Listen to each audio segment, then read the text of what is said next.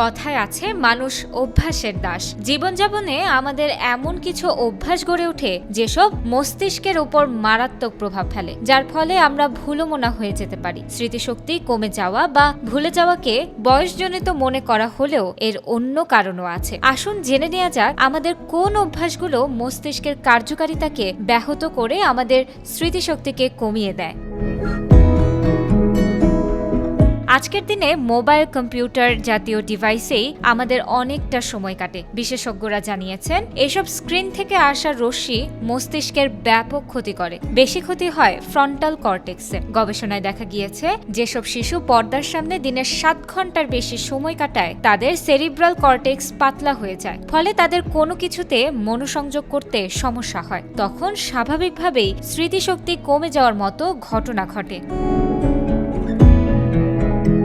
প্রাকৃতিক আলো আমাদের মস্তিষ্ক ভালো এবং সচল রাখতে গুরুত্বপূর্ণ ভূমিকা রাখে, তবে অনেকেই অন্ধকারে থাকতে বেশি পছন্দ করেন। অন্ধকারে থাকলে বিষণ্ণতা তৈরি হয়, যা মস্তিষ্কের কার্যকারিতাকে মন্থর করে দেয়। তাই অতিরিক্ত অন্ধকারে থাকার অভ্যাস বর্জন করতে হবে।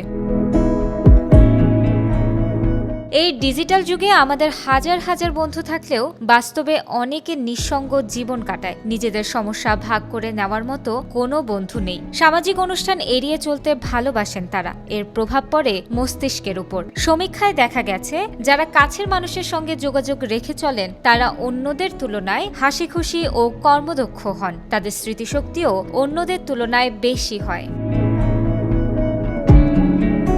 অতিরিক্ত চিনি খাওয়াও মস্তিষ্কের জন্য ক্ষতিকর। বার্গার, ভাজাপোড়া, আলুর চিপস বা কোমল পানীয়ের মতো খাবার স্মৃতিশক্তি কমে যাওয়ার জন্য দায়ী হতে পারে। অন্যদিকে সবুজ শাকসবজি, ফল ও বাদাম জাতীয় খাবার মস্তিষ্কের ক্ষতি রোধ করে। কানে হেডফোন গুঁজে ঘন্টার পর ঘন্টা উচ্চস্বরে গান শোনা মস্তিষ্কের মারাত্মক ক্ষতি করে। এতে ব্রেনের টিস্যু নষ্ট হয়ে যেতে পারে। টানা 30 মিনিট অতি উচ্চ মাত্রায় শব্দ শুনতে থাকলে শ্রবণ শক্তি সম্পূর্ণ লোপ পেতে পারে। সেই সাথে স্মৃতিশক্তিও কমে যেতে পারে।